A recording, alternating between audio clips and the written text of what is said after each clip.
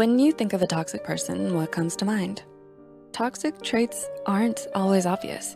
They can go unchecked for a while. It can be challenging to look inwards and consider whether you have these traits, but it can also give you the opportunity to become a better friend, family member, and significant other. In this video, we'll be learning about 6 signs that you're becoming a toxic person. If you notice you have some of these tendencies, there's no need to feel down on yourself. The goal is to help you reflect and see if there are any areas for improvement in your communication style or behaviors that you could benefit from changing. So let's jump into it. Number 1, you're argumentative. Do you find yourself constantly getting into arguments or feeling excited when a conflict arises? If so, you could be acting in a toxic manner to those around you by causing unnecessary disagreements. Of course, it's normal to argue occasionally with the people in your life. Disagreements happen from time to time.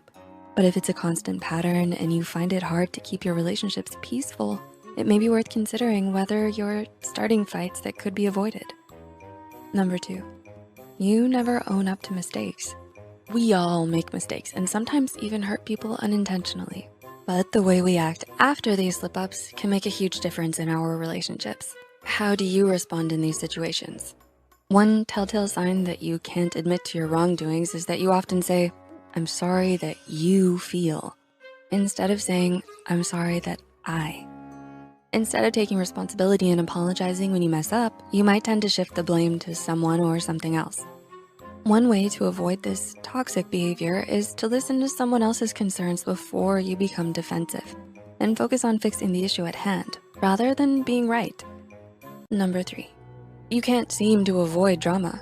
If you always find yourself in drama, whether it's at work, school, or in your personal life, it can be helpful to self-reflect and ask why. Is everyone else in the wrong, or is there something you can change to maintain more peaceful relationships? Some people have different personalities and just don't get along.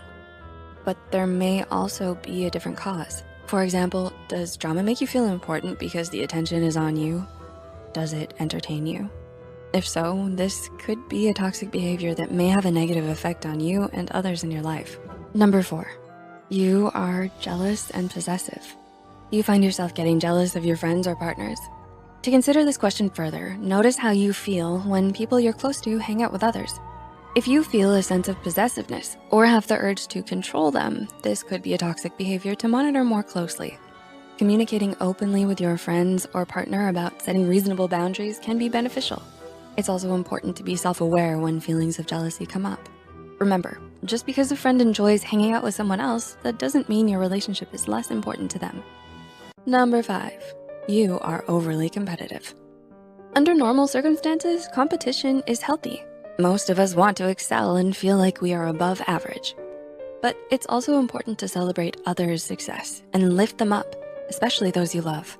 How do you feel when you hear about a loved one's success? Are you happy for them, or do you feel the need to downplay it? If you find yourself diminishing others' wins and only celebrating your own, you might be engaging in toxic behaviors. There is room for all of us to win. Everyone's journey is different, and others' accomplishments don't take away from your own. And number 6, you are extremely critical of others. When you have a close relationship with someone, you might poke fun at each other every once in a while. This might even be a way to bond with your friend or partner to show how comfortable you are with them. But you might cross a line and make someone feel negative about themselves. When you point out someone's flaws, it can sometimes do more harm than good. These criticisms don't always have to be serious. Mocking people or speaking in a disrespectful tone, whether it's sarcasm or not, can be a toxic way of communicating. If you catch yourself cracking jokes or making comments that tear others down, ask yourself whether it could be affecting their self-esteem. So, did you relate to any of these points?